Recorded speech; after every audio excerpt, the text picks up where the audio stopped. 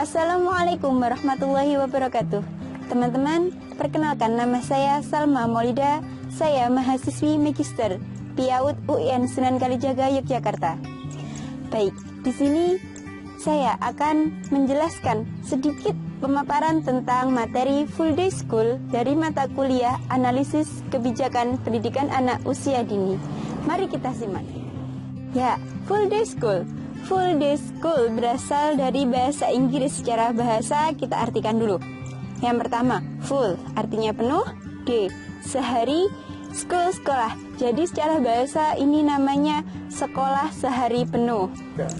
Full Day School ialah sebuah program layanan pembelajaran yang ditawarkan sebuah sekolah yang menyajikan sebuah pembelajaran dari pagi sampai sore. Biasanya dilaksanakan mulai dari pukul 7 anak-anak datang di sekolah sampai pukul 15 anak-anak meninggalkan sekolah.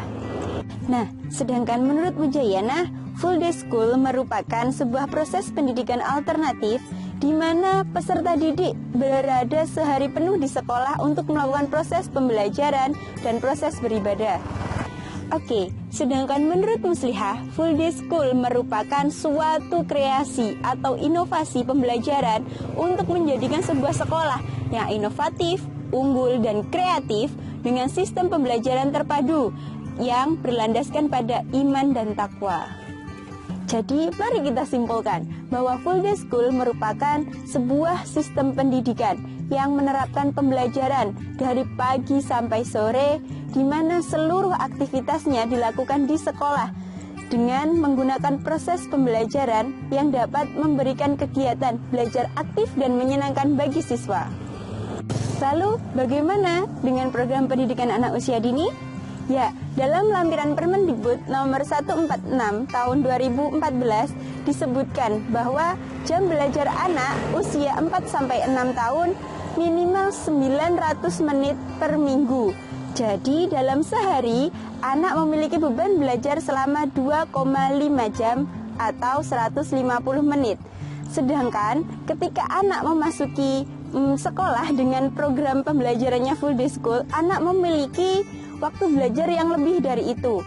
Jadi kegiatan anak sehari penuh dari pagi sampai sore, jamnya pulang sekolah dapat dipantau guru dan anak dapat terhindar dari pengaruh-pengaruh dunia luar yang mungkin akan terpapar ke anak ketika anak pulang di tengah-tengah hari.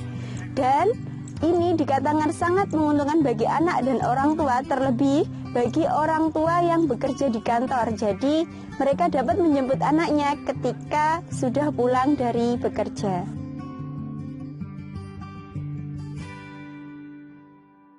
Latar belakang munculnya Full Day School ialah diawali dengan menjamurnya istilah sekolah unggulan sekitar tahun 1990-an yang banyak dipelopori oleh sekolah-sekolah swasta termasuk sekolah-sekolah dengan label Islam.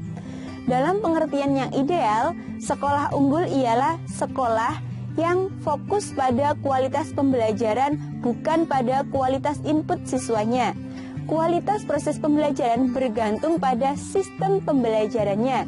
Namun faktanya, sekolah unggulan biasanya ditandai dengan biaya yang mahal, fasilitas yang lengkap dan serba mewah, elit lain daripada yang lain, dan tenaga pendidik yang profesional. Walaupun keadaan ini sebenarnya tidak menjamin kualitas pendidikan yang dihasilkan. Term unggulan ini yang kemudian dikembangkan oleh para pengelola di sekolah menjadi bentuk lebih beragam dan menjadi trademark. Di antaranya adalah Full Day School.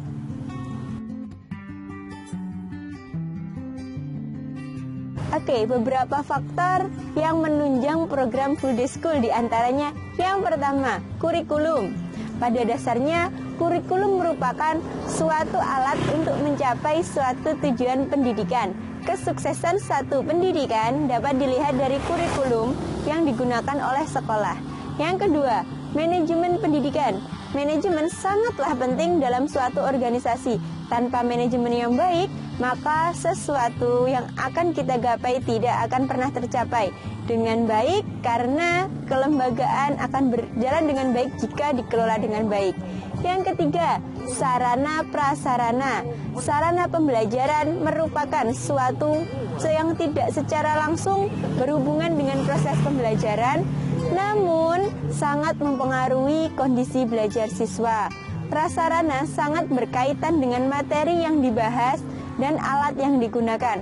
Sekolah yang menerapkan full day school diharapkan mampu memenuhi sarana penunjang kegiatan pembelajaran yang relevan dan kebutuhan siswa.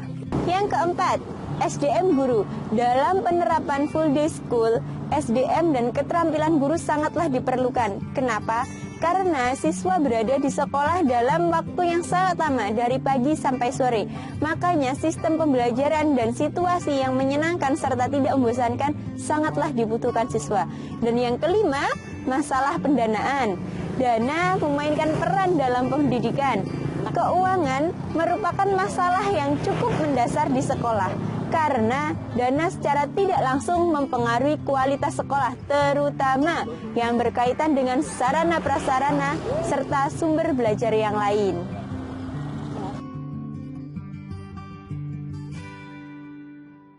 Oke, tadi sudah faktor penunjang, sekarang faktor penghambat pelaksanaan program full day school. Yang pertama, keterbatasan sarana dan prasarana. Sarana dan prasarana merupakan bagian dari pendidikan yang vital untuk menunjang keberhasilan pendidikan. Oleh karena itu, adanya pengelolaan sarana dan prasarana yang baik dapat menjadikan sebuah proses pembelajaran berjalan dengan baik dan optimal. Yang kedua, guru yang tidak profesional. Guru merupakan bagian yang penting dalam proses belajar mengajar. Akan tetapi pada kenyataannya guru menghadapi dua hal yang dapat menurunkan profesionalitasnya. Apa saja? Yang pertama, berkaitan dengan faktor dari dalam diri guru, yakni seperti pengetahuan, keterampilan, disiplin, upaya, serta kerukunan kerja. Itu merupakan faktor-faktor yang menghambat profesionalitas guru yang berasal dari dalam dirinya. Dengan yang kedua, yaitu berkaitan dari luar pekerjaannya, meliputi manajemen, cara kerja yang baik, penghematan biaya, dan ketepatan waktu. Kedua faktor tersebut dapat menjadikan hambatan yang dikatakan bisa sangat menghambat bagi pengembangan sekolah.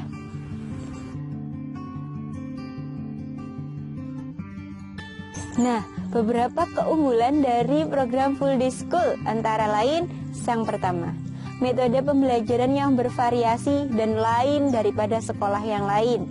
Yang kedua, orang tua tidak takut anaknya terkena pengaruh negatif karena untuk masuk ke sekolah tersebut biasanya dilakukan tes untuk menyaring anak-anak dengan kriteria khusus yang memadai, kepribadian yang baik, dan motivasi belajar yang tinggi. Yang ketiga, sistem full day school memiliki kuantitas waktu yang lebih panjang dari sekolah reguler.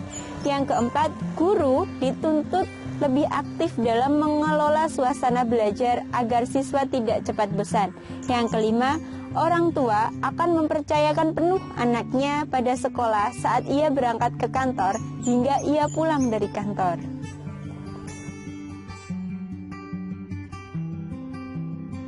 Sedangkan kelemahan dari program full day school ini, yang pertama, siswa akan cepat bosan dengan lingkungan sekolah. Yang kedua, siswa lebih mudah stres. Yang ketiga, siswa menjadi kurang bersosial dengan tetangga dan keluarga. Yang keempat, kurangnya waktu bermain siswa. Yang kelima, anak akan banyak kehilangan waktu di rumah dan belajar tentang hidup bersama keluarganya. Hal ini terjadi karena anak terlalu lama berada di sekolah dari pagi sampai sore. Ya teman-teman, demikianlah sedikit penjabaran tentang program full day school dari saya. Ada kurang lebihnya, saya mohon maaf yang sebesar-besarnya. Dan terima kasih atas perhatian dan waktu yang telah disempatkan. Akhiran, wassalamualaikum warahmatullahi wabarakatuh.